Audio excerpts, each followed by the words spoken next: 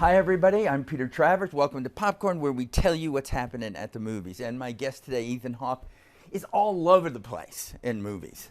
First of all, he gave what I think was one of the best performances ever in First Reform.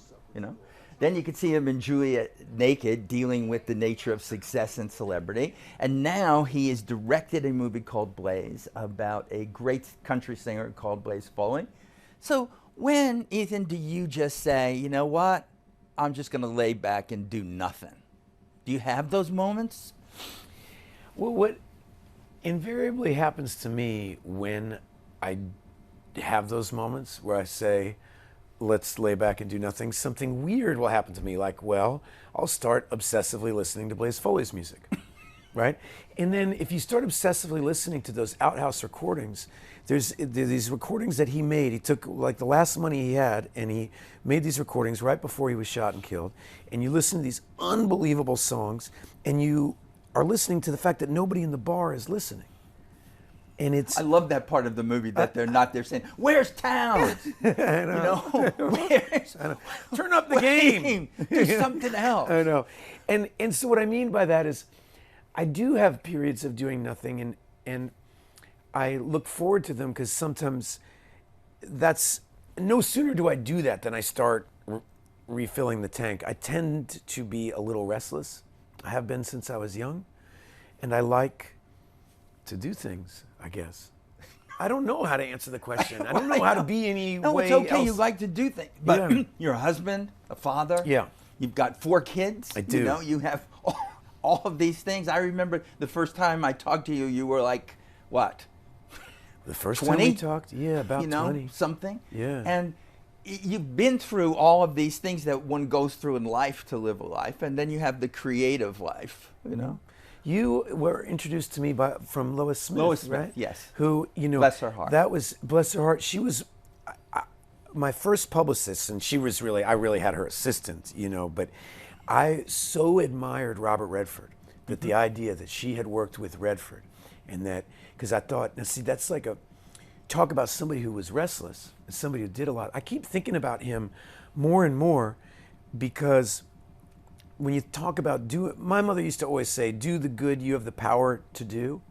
In a world where there's so many people who disappoint, we're constantly being faced with leadership that it's disappointing. This guy was given a lot, and he's given a lot back. And Well, Sundance is giving back. man, when you think about a movie star, like he's a movie star, right? But then Sundance has, Blaze. We took Blaze to Sundance. I think that's why I started thinking about him. Is I was on the plane going to Sundance and thinking, damn it, if this festival isn't like the wind beneath the industry's wings for a couple decades now, and if it weren't for that festival, Ben Dickey won Best Actor there, and that gets the movie sold, and that festival, he has generated so much energy. And so when you talk about when I was 20 and first meeting you, I was extremely restless, but I had a vision. Why I wanted to hang out with Lois is I wanted to know what that generation thought and did, and why they made the moves that they did. What motivated them to do it? Because we were talking a little bit before we started about you not going to college or dropping out of college, and because you had a shot. Yeah. You could be in Dead Poets Society. And that was a shot I had to take. Yeah. And my mother, that was really tough for her because, she grew up in an era where not going to college, was felt like signing up. She was 18 when I was born. We're from Fort Worth, Texas, so she... Babies having babies. She wanted me to go to college. And so I promised her when I dropped out that I would take responsibility for my own education because I had to do Dead Poets Society, and when I look back on it, working with Peter Weir, working with Robin Williams, it was like an electrical charge, not just on that project, but what was the subject of that movie? The subject is about gather ye rosebuds while ye may, right? Carpe diem. Carpe diem. Yeah. Sound your barbaric yawp over the rooftops of the world. This is stuff I had older people saying to me, and it put a charge in me to try to keep creating and keep working, and not to look at the arts as a unit of sale, but to look at it at it as a life choice, like as a kind of calling. This is the theme of Blaze, isn't it? Yeah, yeah. Really, it's a guy who said, because success, it wasn't like it wasn't flirting with him. It was. You know, exactly. Sam Rockwell, Steve Zahn, and Richard Linklater played this. Those great executives. Those great. They played these record executives. Some guy that made some money in the Houston oil patch. This is a true story, and I felt like it was really important to include them because guys like Blaze, and I've seen artists my whole life like this that have a certain allergy to the people that have the power to make their dreams come true. They are almost angry at them for having that power. And it's like a little bit a search for authenticity and a lot self-sabotage. That the camera treats those characters hopefully like the way Blaze saw them, men in hats, mocking them almost, I mean, Blaze and Towns, he had this record company. They started a record company, Zephyr Records, that really wanted to help Blaze. And Blaze and Towns threw a party at the Gramercy Park Hotel that put the entire company out of business. They invited everyone in New York City. The Tequila Sunrise bill sunk the company, right? And they had one cheeseburger. It was like, 237 Tequila Sunrises and one cheeseburger. And one cheeseburger, yeah. It was that cheeseburger that took it over the top. Right, that did it. But I love that story because it reminded me of all guys in the theater, directors I've known who just sabotage, and it's, if you have the authenticity to write on the level that he writes, of course, you're going to smell a little bit of fraudulence when you have to pimp yourself out and wear something nice and come on TV and say, hey, I'm important. Pay attention to me. There's something Ben Dickey and I have been doing these Q&As. Ben's the plays Blaze. He does. And every time we're beautifully, doing by the way. Too. Yeah, really incredible. But we'll do these Q&As, and sometimes the mics, whenever we get really pretentious, the mics go out. And, really? and Is there I feel somebody like it's working Blaze. them back? I feel like it's Blaze disconnecting and going, would you guys get over yourself? Just talk about the music.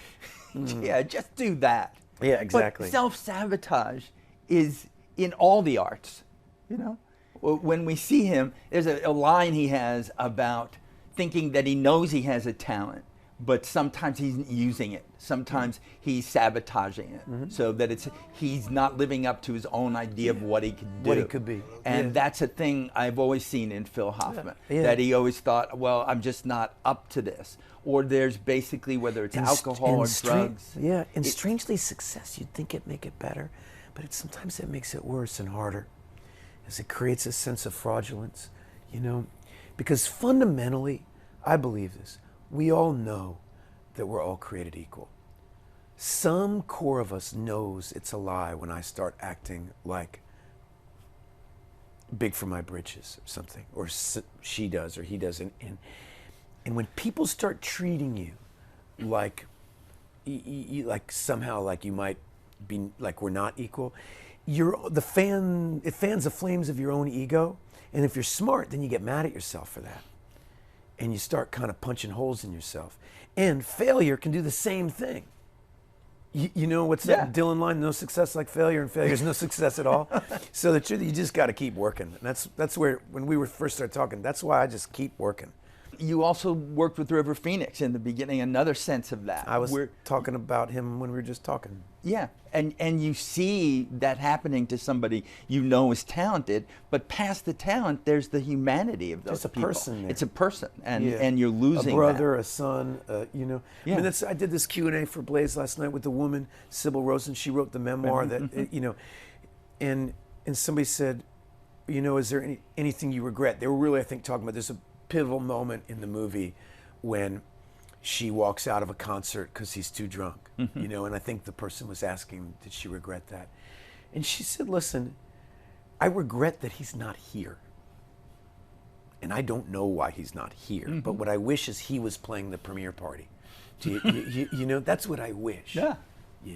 And I wish River was here, and I wish Phil was here, and there's so many others. And there's so many other people who are alive right now who are not taking care of themselves, and so they're important to talk to too. Well, it is. In Blaze's story, it's a random act of violence, really. It's just something where it's an accident. There's a check and a son of a friend of his, and he's trying to defend him, and it's over. You know? They're both addicts. Yeah. You know, what's the Fitzgerald line? 2 bad drivers to have an accident, right? You know, you got 2 addicts fighting over the same check. You know, and one's protecting a friend. One's, you know, life is so complicated like that, and Well, that's what the movie gets about the music as well, because you have that, it's almost 3 sections of the movie, but the one where basically Sybil and Blaze are living in their treehouse. Yeah. And you feel her as a muse and a sense of, I'm writing songs about this, and then later I'm going to write songs about losing this. Yeah. And this is, you could hear the same song at different times, and it's another song. That's the whole idea of the script. Yeah. You know, and that's what, there's this amazing line, it's in the memoir, and I just love it, where she says to Blaze, I think my days of being your muse are over. And his response was, I think they're just getting started. And in a way, it's the 2 wells of creativity. One is this well of love. It's a transition happens right in that moment of a well of love. It's Walden Pond. It's the Transcendentalists. It's Whitman. It's Eden. It's where you sing because you can't. You sing with the same reason a bird sings, right? The same reason a wolf howls, because they have to. Then there's this other one of mourning, of loss, of it's a well of narcissism, of sadness, of lighting yourself on fire, right? And sadly, they both work. They both create great art. And you have to decide what kind of life you want to have. But that, to me, is what the movie is largely about, is that dance. The whole essence of the screenplay to me is about how music can be like little time portals. You know, like if you think about Hey Jude, right? You're 12 years old and you hear this song and you just love it. But you don't even know why you love it, right? You just the melody's catchy to you. You don't know anything really about what the lyrics of that song are talking about. And then you fall in love and you start singing that song and you feel like you understand what that song's about. And it's about your love with this person. Then you break up and the song comes on the radio, right? And you turn it off. You know, you don't even want to hear it. Then 10 years go by and the song comes on the radio and you turn it back up and it fills you with meaning. The song has been exactly the same. It's like Tom Robbins' line, it's never too late to have a happy childhood. You know, the past doesn't go anywhere. It's not even the past. You know, that's what, the past is moving with us. And that's the idea of the triptych of the movie is past, present, future, right? And how they intersect with these songs. One minute we hear from him, that concert at the One minute Outhouse he's moments away from being shot and killed, and he's singing this song that he wrote 10 years earlier. Then that takes his brain back to when he was first writing it and who it was for, and that takes us to somebody who's talking about the song a couple years after he was dead. And it's the song is the same, but our relationship to it. And I'm very moved by that. Because we own it. There's something about music where we take ownership of it for ourselves. I know. It's basically, it's here, so you did it. Blaze Foley wrote it, and he sang it, but it's mine. But now it's mine. Yeah. And there's I remember I saw this interview, Jeff Tweedy, the lead singer of Wilco, was playing a concert, and he talks about the feeling that happens when you're singing a song, and then all of a sudden the audience can carry it. What a strange, that it actually is their song now. And it really is like shedding a skin, or like apples falling from a tree. It's like you kind of, for a while it was yours, and now it's somebody else's. Sam Shepard would have the same thing. He'd say, I don't follow my plays around like a jealous lover, you know? and which is that he ultimately, I remember him saying this, is the problem with a playwright being at rehearsal is there's this pretense of authorship, that really I was shepherding a candle. There was a flame that was lit, and I tried to nurture it into the world. I did my best, and now you have to go chase that same candle, but I can't do it for you. You know? No, that's what we do. That's what art is, in a sense. That's what we do. Because when you're talking about Rick Linklater, this is a guy who you worked with in the Before trilogy and in Boyhood, who basically, in those 2 projects, allow you to look at your own life as it's happening? Because you were shooting that over 9 years, right? This was, each time you do another one, there was another 9 years before. Yeah, and then Boyhood was shot over 12 continuous years. And, you know, the Before trilogy, yeah, I was 24 when we did the first one, 32 when we did the second one, 41. I mean, it was incredible. Man, it's like an album of a life when you look at that. You're looking at yourself changing through all. It's almost like an Ethan Hawke song when you look at it. But when you look at yourself in those movies where you're aging, are you thinking of back on the making of those movies, or do you think about yourself during those times? You're speaking now about that project is a part of me, you know? Yeah, like, it must be. Yeah. So I don't know. It's like I think about Jesse and Celine, and I see in the middle film, I see a person who's hurting, and I was using that movie to put myself back together, you know? My own marriage was struggling. I was a young dad. I was really scared, you know? And I put a lot of that into that movie. The first movie, man, I had the world, I mean, I was so, Reality Bites had just come out, right? And here I was flying off to Vienna to make a movie with Julie Delpy, one of the most amazing women on the planet, right? With the guy who made Dazed and Confused, my favorite movie. So like I was so optimistic. And Before Midnight, the third movie is like, wow, what's the second half of my life gonna look like? My youth is over. And who am I? And what am I when I'm not? You know, when you're young, everything's about being promising, right? I meet you, I do interviews, and it's like, well, this kid might do something. And now you're at a place in your life where like, well, what am I going to contribute? And I've had amazing mentors. Sidney Lumet, you mentioned, Phil, Rick. I get to watch, you know, I got to work with Denzel, John Leguizamo. I've touched some major vibration. And there's switches. I mean, that's just the thing. We don't look at you and say there's an Ethan Hawke part, that this is, because a lot of actors of your generation that did that could have just ridden that horse, you know, and said, okay, here it goes. When you do Training Day, there's something else happening. Do you ever look back at what you've done so far and say, this was validating or it wasn't? Do you judge yourself that way? I do a little bit. Because I was going to ask you, like, the 3 or 4 things that you've done, roles that you've played in movies, that you've learned the most from, what would they be? I learned a lot on set with Paul Schrader, watching him work. It was very exciting to be with a man in his 70s who had worked at his craft as long as he had, and he had something to say. Every day we came on set, he didn't waste a second. He's very angry, you know. Since Taxi Driver, we've always seen that he had. Taxi Driver, he was a young lion, and now he's an. But this movie is right up there with the best stuff that he's ever done. It's as was Sidney Lumet in Before the Devil Knows. They went out doing something great. My experiences with Rick, my experience with Sidney, with Paul, and working with Denzel, you know, there's some moments that pushed me in my life and challenged the way that I think. You know, because I started young, I think I'm pretty savvy when I come to set. You know, I've seen a lot. I've seen a lot of failure. I've seen a lot of success. I've seen people behave badly. I've seen people behave exceptionally. So I think I know the drill. And then sometimes somebody like Paul goes, you know, and he wants more. Or Sidney would say, I'm on to you. You don't know everything, you know? And I loved acting with Phil. I loved Sally Hawkins. Oh, Sally Hawkins. Yeah. Sally Hawkins' imagination is so profound.